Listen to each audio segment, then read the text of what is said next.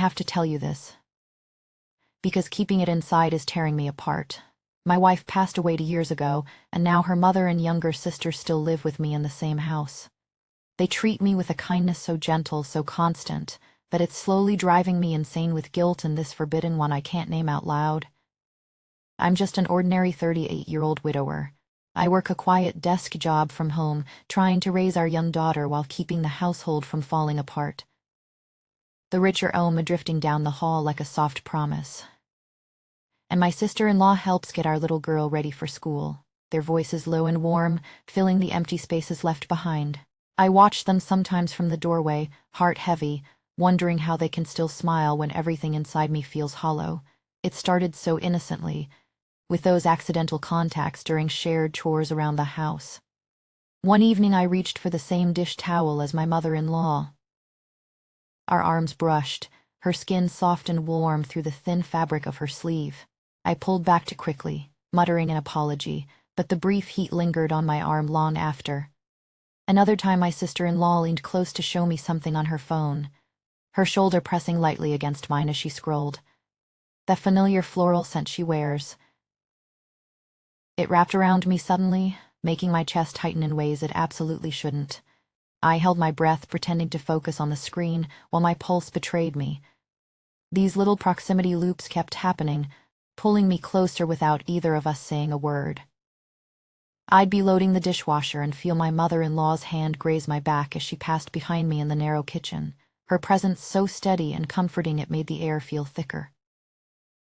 Or late afternoons when my sister-in-law would sit beside me on the couch reviewing school forms for our daughter, her knee accidentally resting against mine for just a moment too long.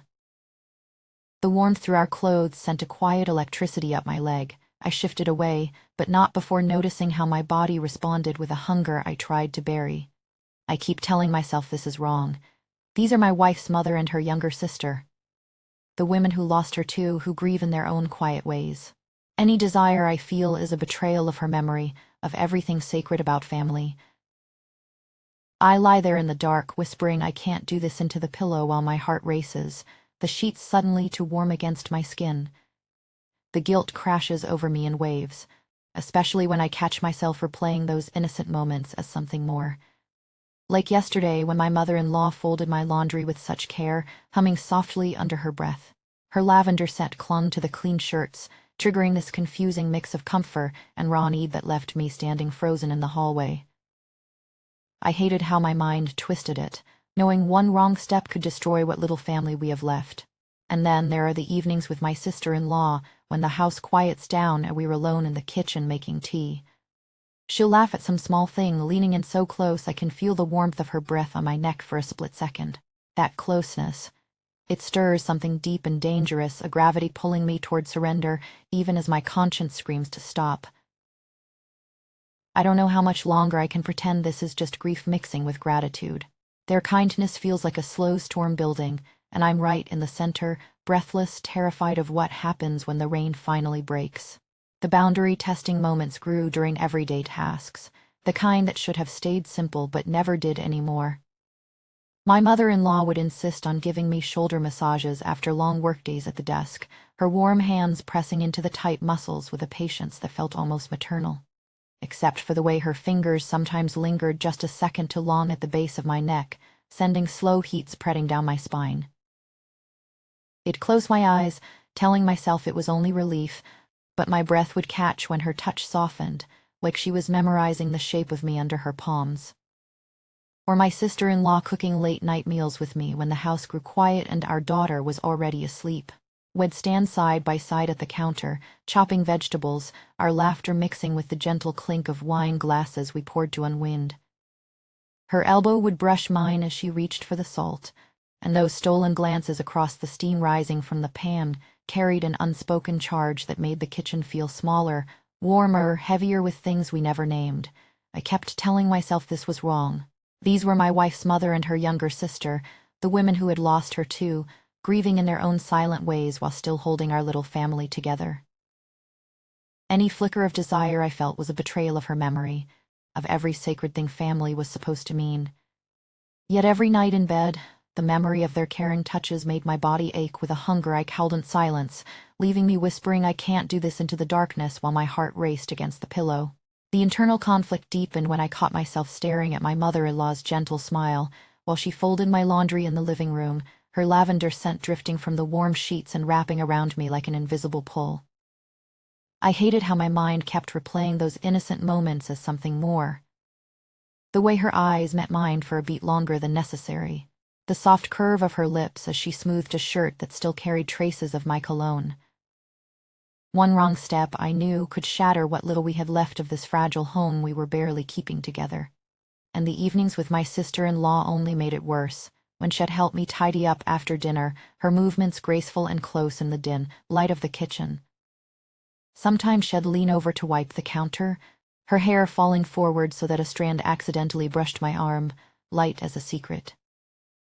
I'd step back, pulse hammering, fighting the gravity that kept drawing me toward her quiet warmth, knowing I was losing the battle with every shared breath, every accidental touch that felt anything but accidental.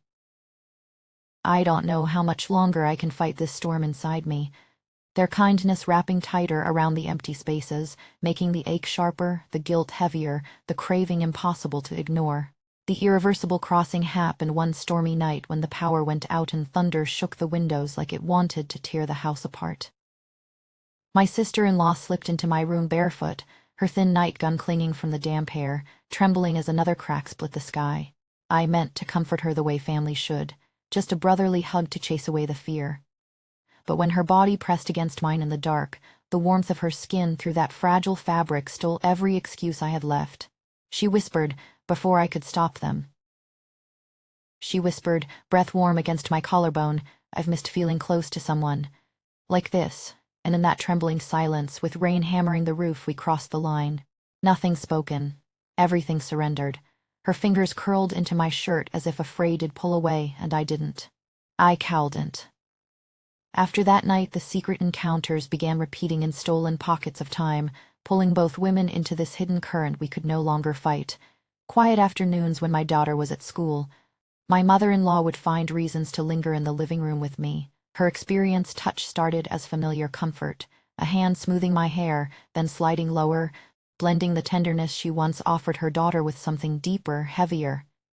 The way she looked at me afterward, eyes soft yet knowing, made the air feel thick, like we were both drowning in the same warm sea. I told myself this was healing.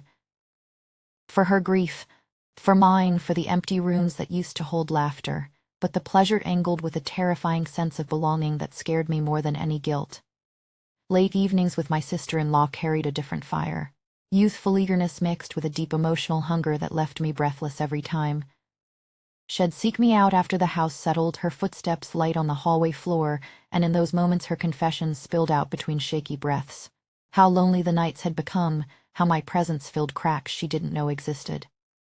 Our bodies found each other again and again in careful silence, her soft warmth pulling me under like gravity I had stopped resisting. I rationalized every touch as something we all needed. A fragile bridge across the loss that still ached in all of us. Yet deep down I felt the weight growing, the way dependency wrapped around desire until I couldn't tell them apart. The entanglement grew heavier as their kindness turned intimate in ways that blurred every boundary between care and craving. One afternoon my mother-in-law hummed my wife's favorite old song while we lay together afterward, the melody drifting through the quiet room like a ghost that both anchored the guilt and sharpened the ecstasy. Her voice was low, almost reverent, and it made my chest tighten until breathing hurt. Because in that moment I realized how much she needed this too, how her gentle strength hid the same hollow spaces I carried. With my sister-in-law the confessions came softer, more urgent. Her skin still flushed as she traced idle patterns on my arm and admitted in a trembling whisper how badly she had needed to feel wanted again, how being near me made the days bearable. I obsessed over those words, over the way both women seemed to hunger for this connection as fiercely as I did, their touches no longer just kind but necessary, like rain after drought. The ache inside me shifted. No longer simple want, but something possessive and scared, terrified that stopping would leave us all colder than before. I don't know where this path is leading. Only that every shared breath, every hidden glance, pulls me deeper into a warmth I'm ashamed to crave this much. Their eyes meet mine across the dinner table now with secrets that make my pulse stumble. Then I wonder how long we can keep pretending the storm inside. This house has already changed everything. The rupture hit without warning, like a crack splitting through ice we'd all been skating on too long. My daughter, barely 6, looked up from her drawing one ordinary evening, crayons scattered across the kitchen table, and asked in that pure, unfiltered voice, "Daddy, why do grandparents sleep in your room sometimes? Do they get scared like I do when it's dark?" Her words landed soft but shattered everything. The air in the room thickened instantly. I froze, spoon halfway to my mouth, heart slamming against my ribs so hard I thought the whole house could hear it. My mother-in-law's hands stilled over the dishes she was washing, water still running, and my sister-in-law's laugh from moments before died in her throat. We exchanged one frantic glance across the table, the kind loaded with everything we couldn't say out loud. I mumbled something about bad dreams and extra blankets, trying to steer her innocent curiosity away, but the damage was done. That night, after tucking our little girl in with extra stories and kisses that felt like apologies, the three of us sat in the dim living room, silence pressing down heavier than any storm. My mother-in-law's eyes, usually so steady, carried a new shadow of fear. She reached for my hand under the throw blanket, her fingers trembling slightly, not with the old warmth but with the weight of what we risked losing. My sister-in-law paced a few steps, arms wrapped around herself, whispering how close we'd come to breaking the fragile world we'd rebuilt around our daughter. "She can't know," she breathed, voice cracking like thin glass. "Not yet, maybe not ever." Yet even as the words left her lips, her gaze lingered on me a second too long, that same pull tugging between us, making my chest ache with how badly I still wanted to pull her close and pretend none of this mattered. The fear clawed at me after that, mixing with the raw dependency that had grown roots too deep to yank out easily. I lay awake for hours, staring at the ceiling, replaying my daughter's question on loop, while the memory of their warmth pressed against my skin like a brand. How had comfort twisted into this? How had their kindness, the very thing that kept me breathing after losing my wife, become something that could unravel the last pieces of family we had? Heart pounding so fiercely it drowned out the clock ticking in the hall. The house was quiet except for the faint creak of floorboards as my mother-in-law moved in the next room, and I knew my sister-in-law waited somewhere in the shadows too, both of them carrying the same unspoken question in their eyes. I have to choose.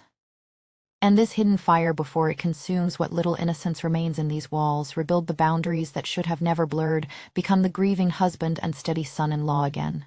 Or surrender completely to the only real warmth and belonging I've known since the world went cold. I've crossed every line that once defined me, and the terrifying truth is, walking away feels like stepping back into that endless winter alone. Their care still wraps around me like a promise I'm terrified to break, yet the guilt gnaws deeper with every breath, whispering that this tenderness might be the very thing destroying us slowly from within. What would you do if the two women who treat you with such genuine care after your greatest loss started filling every empty part of you in ways you never expected? Tell me honestly, because right now I'm lost between devastating guilt and the deepest desire I've ever known, and I don't think I can stop.